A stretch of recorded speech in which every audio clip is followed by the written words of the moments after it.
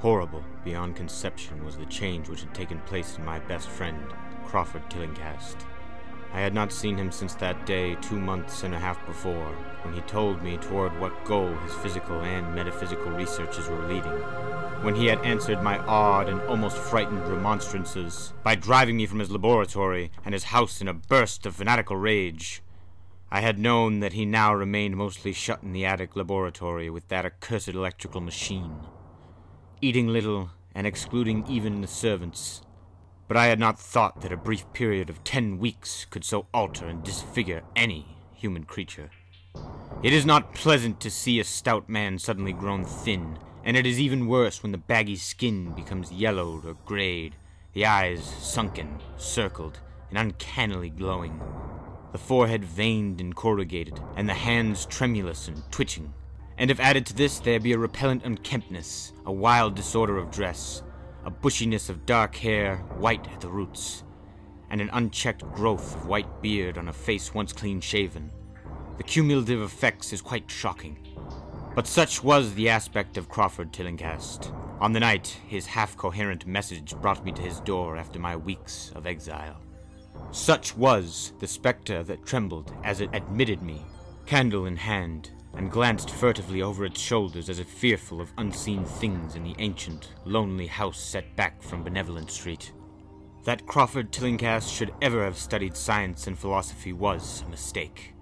These things should be left to the frigid and impersonal investigator, for they offer 2 equally tragic alternatives to the man of feeling and action. Despair if he fail in his quest, and terrors unutterable and unimaginable if he succeed. Tillinghast had once been the prey of failure, solitary and melancholy, but now I knew, with nauseating fears of my own, that he was the prey of success.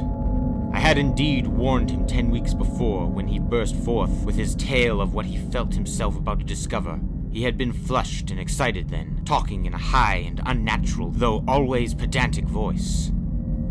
"What do we know," he had said, "of the world and the universe about us? Our means of receiving impressions are absurdly few, and our notions of surrounding objects infinitely narrow. We see things only as we are constricted to see them, and can gain no idea of their absolute nature. With 5 feeble senses, we pretend to comprehend the boundless complex cosmos. Yet other beings, with wilder, stronger, or different range of senses might not only see very differently the things we see, but might see and study whole worlds of matter, energy, and life, which lie close at hand, yet never can be detected with the senses we have. I have always believed that such strange and inaccessible worlds exist at our very elbows, and now I believe I have found a way to break down these barriers. I am not joking. Within 24 hours, that machine near the table will generate waves acting on unrecognized sense organs that exist in us as atrophied or rudimentary vestiges. Those waves will open up to us many vistas unknown to man and several unknown to anything we consider organic life. We shall see that at which dogs howl in the dark, and that at which cats prick up their ears after midnight. We shall see these things and other things which no breathing creature has yet seen. We shall overleap time, space, and dimensions, and without bodily motion peer to the bottom of creation." When Tillinghast said these things, I remonstrated, for I knew him well enough to be frightened rather than amused. But he was a fanatic and drove me from the house. Now he was no less a fanatic, but his desire to speak had conquered his resentment, and he had written me imperatively in a hand I could scarcely recognize.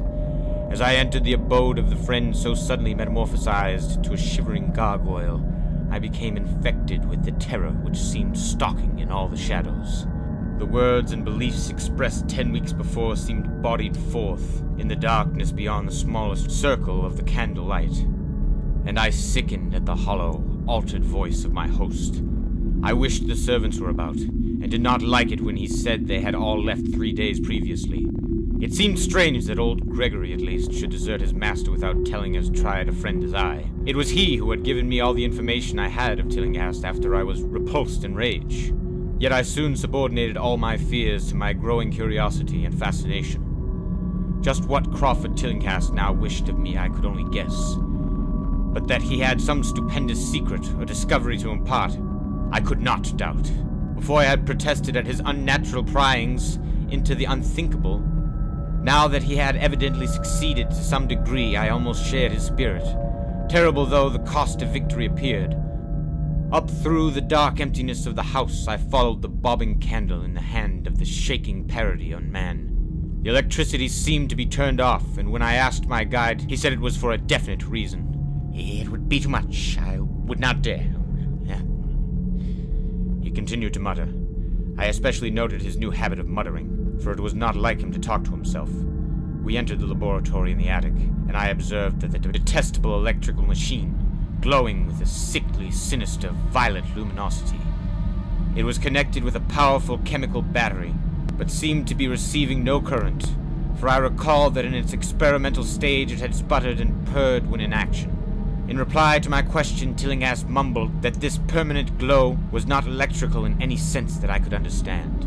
He now seated me near the machine, so that it was on my right, and turned a switch somewhere below the crowning cluster of glass bulbs. The usual sputtering began, turned to a whine, and terminated in a drone so soft as to suggest a return to silence. Meanwhile, the luminosity increased, waned again, then assumed a pale or teal color, or blend of colors, which I could neither place nor describe. Tillinghast had been watching me, and noted my puzzled expression. "Do you know what this is?" he whispered. "This is ultraviolet." He chuckled oddly at my surprise. "You thought ultraviolet was invisible. And so it is. But you can see that and many other invisible things now. Listen to me. The waves from that thing are awakening 1,000 sleeping senses in us. Senses which we inherit from aeons of evolution, from the state of detached electrons to the state of organic humanity. I have seen the truth, and I intend to show it to you. Do you wonder how it will seem? I will tell you." Here, Tillinghast seated himself directly opposite me, blowing out his candle and staring hideously into my eyes. "Your sense organs, ears first, I think, will pick up many of the impressions, for they are closely connected with the dormant organs. Then, there will be others. You have heard of the pineal gland? I laugh at the shallow endocrinologist, fellow dupe and fellow parvenu of the Freudian. That gland is the great sense organ of organs, I have found out. It is like sight in the end, and transmits visual pictures to your brain. If you are normal, that is the way you ought to get most of it. I mean, get most of the evidence from beyond." I looked at the immense attic room with the sloping south wall dimly lit by rays which the everyday eye cannot see. The far corners were all shadows, and the whole place took on a hazy unreality which obscured its nature and invited the imagination to symbolism and phantasm. During the interval the Tillinghast was long silent, I fancied myself in some vast, incredible temple of long-dead gods. Some vague edifice of innumerable black stone columns reaching up from a floor of damp slabs to a cloudy height beyond the range of my vision. The picture was very vivid for a while, but gradually gave way to a more horrible conception, that of utter, absolute solitude in infinite, sightless, soundless space. There seemed to be a void and nothing more, and I felt the childish fear which prompted me to draw from my hip pocket the revolver I carried after dark, since that night I was held up in East Providence. Then, from the farthermost regions of the remoteness, the sound softly glided into existence.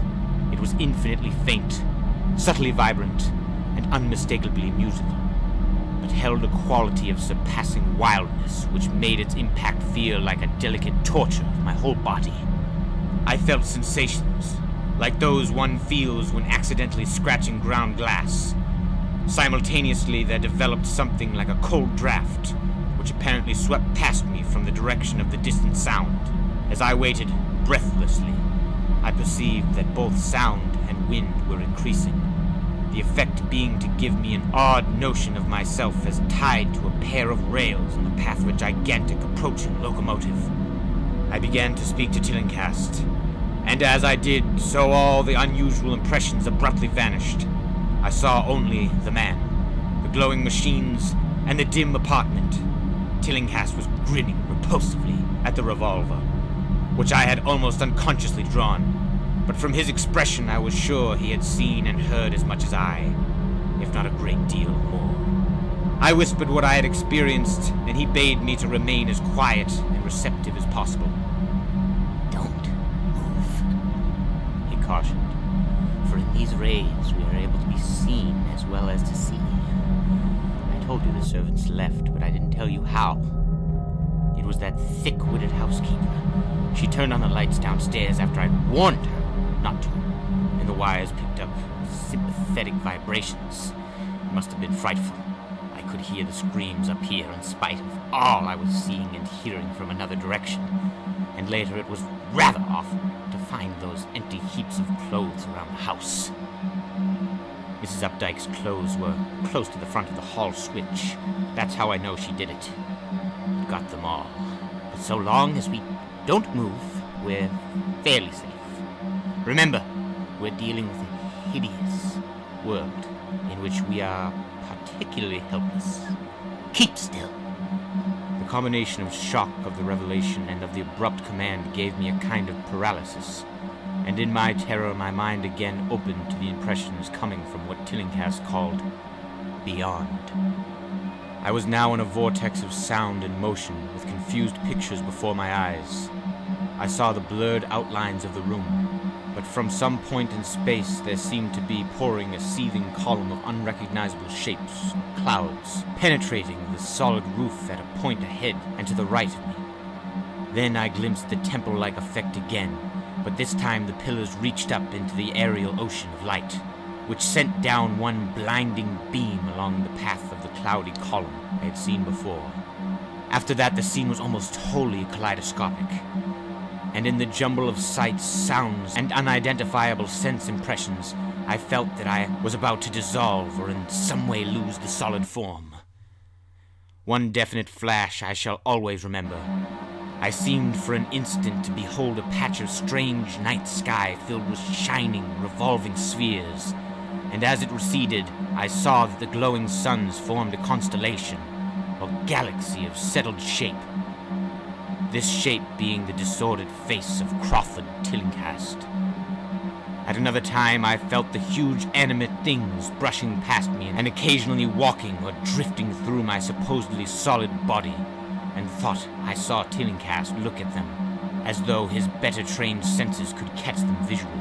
I recalled what he had said of the pineal gland, and wondered what he had saw with this preternatural eye. Suddenly, I myself became possessed of a kind of augmented sight. Over and above the luminous and shadowy chaos arose a picture, which, though vague, held elements of consistency and permanence. It was indeed somewhat familiar, for the unusual part was superimposed upon the usual terrestrial scene, much as a cinema view may be thrown upon the painted curtain of a theater. I saw the attic laboratory, the electrical machine, and the unsightly form of Tillincast opposite me. But of all the space unoccupied by familiar objects, not one particle was vacant. Indescribable shapes, both alive and otherwise, were mixed in disgusting disarray, and close to every known thing were whole worlds of alien, unknown entities. It likewise seemed that all known things entered into the composition of other unknown things, and vice versa. Foremost among the living objects were inky jellyfish, monstrosities which flabbily quivered in harmony with the vibrations from the machine. They were present in loathsome profusion, and I saw to my horror that they overlapped, that they were semi-fluid and capable of passing through one another, and through what we know as solids. These things were never still, but seemed ever floating about with some malignant purpose. Sometimes they appeared to devour one another. The attacker launched itself at its victim, and instantaneously obliterated the latter from sight. Shudderingly, I felt that I knew what had obliterated the unfortunate servants, and could not exclude the thing from my mind as I strove to observe other properties of the newly visible world that lies unseen around us. But Tillinghast had been watching me and was speaking. You see them? You see the things that float and flop about you and through every moment of your life. You see the creatures that form what men call the pure air and the blue sky? Have I not succeeded in breaking down the barrier? Have I not shown you worlds that no other living men have seen? I heard his scream through the horrible chaos and looked at the wild face thrust so offensively close to mine. His eyes were pits of flame, and they glared at me with what I now saw was overwhelming hatred. The machine droned detestably. You think those floundering things wiped out the servants? Fool, they are harmless. But the servants are gone, aren't they? You tried to stop me. You discouraged me when I needed every drop of encouragement I could get. You were afraid of the cosmic truth. You damned coward! But now I've got you. What swept up the servants? What made them scream so loud? Don't know, eh? You'll know soon enough. Look at me! Listen to what I say. Do you suppose there are really any such things as time and magnitude? Do you fancy there are such things as form or matter? I tell you, I have struck depths that your little brain can't picture. I have seen beyond the bounds of infinity and drawn down demons from the stars. I have harnessed the shadows that stride from world to sow death and madness. Space belongs to me! Do you hear? Things are hunting me now, the things that devour and dissolve, but I know how to elude them. It is you they will get, as they got the servants. Stirring, dear sir, I told you it was dangerous to move. I have saved you so far by telling you to keep still. Saved you to see more sights and to listen to me.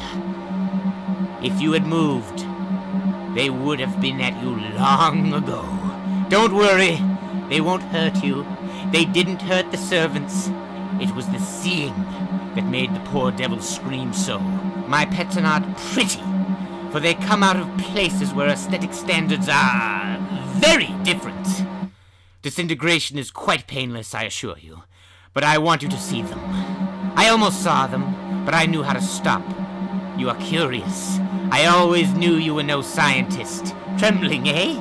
Trembling with anxiety to see the ultimate things I have discovered. Why don't you move then? Tired? Well, don't worry, my friend, for they are coming.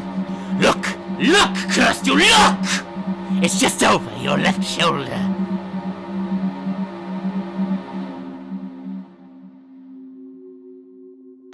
What remains to be told is very brief, and may be familiar to you from the newspaper accounts. The police heard a shot in the old Tillinghast house, and found us there, Tillinghast dead and me unconscious. They arrested me because the revolver was in my hand, but released me in 3 hours, after they found it was apoplexy which had finished Tillinghast, and saw that my shot had been directed at the noxious machine which now lay hopelessly shattered on the laboratory floor. I did not tell very much of what I had seen, for I feared the coroner would be skeptical. But from the evasive outline I did give, the doctor told me that I'd undoubtedly been hypnotized by the vindictive and homicidal madman. I wish I could believe that, Doctor. It would help my shaky nerves if I could dismiss what I now have to think of the air and the sky about and above me. I never feel alone or comfortable, and the hideous sense of pursuit sometimes comes chillingly on me when I am weary. What prevents me from believing the doctor is one simple fact, that the police never found the bodies of those servants whom they say Crawford Tillinghast murdered.